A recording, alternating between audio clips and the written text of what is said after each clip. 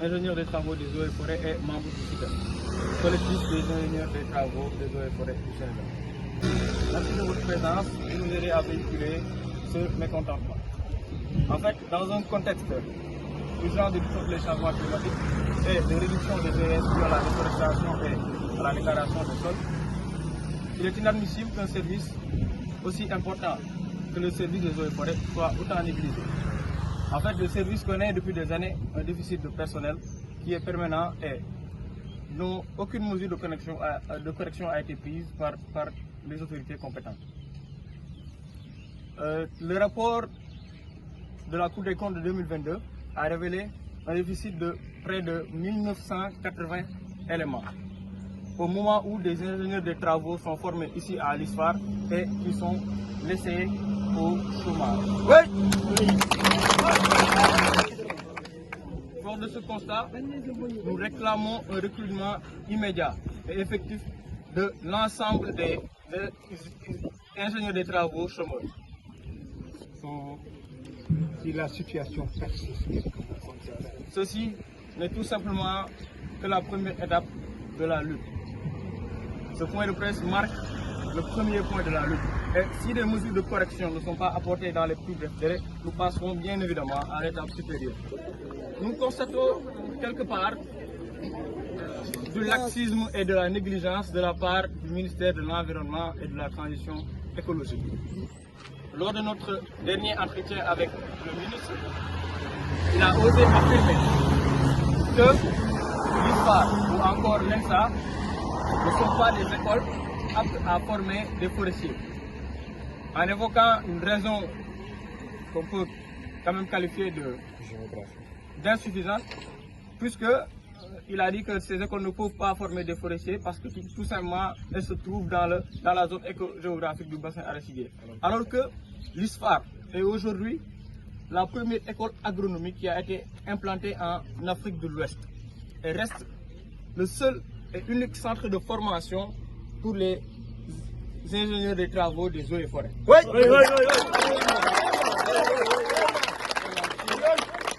kontaane te taxawaayu ñaxtu lañ taxawee loolu nag dara waralu ko lu dul suñu école bii di ISFAR ex-INSER nekk école boo xamante ni mooy première école bi nga xamante ni mooy formé en agronome fii si Afrique de l'Ouest depuis 1960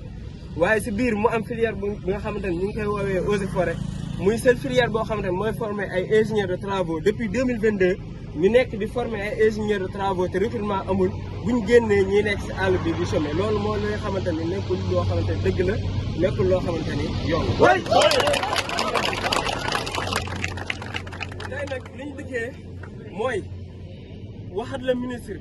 mais waxat at le premier ministre waxat at le président de la république parce que ral na si 1980 éléments en 2022 te depuis boobu noonu ñàkkul am na ñoo xamante ni wàññeeku nañ si am na ñoo xam ni retraité nañ am na ñoo xam ne génn nañ corps bi kon mën nañoo wax ni fii ñu toll si 2025 service des eaux et forêts soxla na lu toll si lu ëpp ñaari junni élément loolu mën nañ koo wax te boo xoolee eaux et forêts ñi nga xamante ni ñoo ko yor di ko doxal si réew mi Sénégal but ba but matuñu sax junni élément te loolu moo nekk loo xamante ni du dëgg du yoon encore une fois kon li nga xamante ne ñu ngi koy wax di ko réprimander loo xamante ni suñu yellool la dañu ko war a jox eaux et forêts dafa war a jël des agents partout dans le monde ñi nga xam ne ñu ngi def formation rawatina des ITEF yoo xam ne ñu ngi leen formé ici à l'ISFAR beneen bi mooy maa ngi wax junni éléments yi nga xamante ni moom la eaux et forêts yor te mënuñoo res kaaraange réew mi ci lu wàllum ci environnement mais loolu tax na tey eaux et forêts xeex bi nga xamante ne war nañ koo mën a xeex wala liggéey bi nga xam ne mën nañ ko liggéey Sénégal dafa des loolu ba sax waa gendarmerie ak waa militaire yi tey liggéey bi nga xam ne eaux et forêts ñu ngi koy war a def ñoom ñooy dem di si àndan ñun pour ñu mën koo matale waaye jéggi na loolu léegi liggéey bi nga xamante ne eaux et forêts war nañ koo def gendarmerie defar nañ leen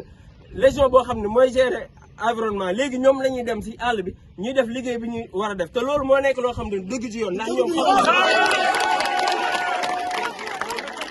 maa ñëw si nga xamante ni ministre moom la wax y a un cas boo xam ne dafa xew Bakel y a un agent boo xamante ne dañ ko rey si rey bu ñaaw ñëpp ñu ngi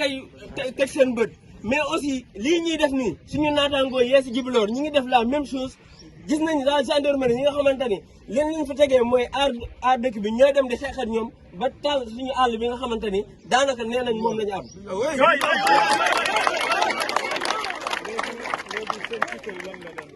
donc li nga xamante ni dem nañ si ministre bi ay ndaw dem fa ba dajeen moom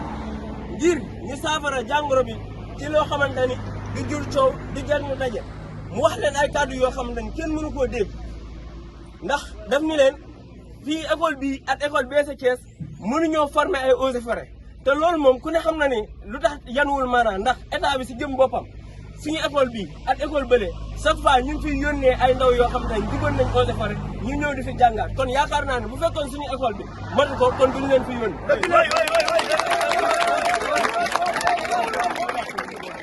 bu fekkee nag lii dakul lii mooy suñu première marche ci guerre bi bu fekkee lii dakul ñu ngi woo ministre de l'environnement ñu ngi woo premier ministre ñu ngi woo Bassirou Diomaye Faye monsieur le président de la république situation bi nga xamante ne directeur des eaux et forêts situation boo xam ne ñu ngi koy dund jamono jii ñu saafara ko si li mu gën a gaawee nga xamante ne duñu soxlawaat jaay si état bi stop lii nag bu dakul am nañ suñu feuille de route am nañ suñu collectif on a notre bureau exécutif dinañ def lépp loo xamante ne war nañ koo def pour am gain de cause ndax lu ñu jaral rek lu leen jaral rek ñu jaral Nous exigeons le recrutement. Nous exigeons le recrutement. Nous exigeons le recrutement. Nous exigeons le recrutement. Nous exigeons le recrutement.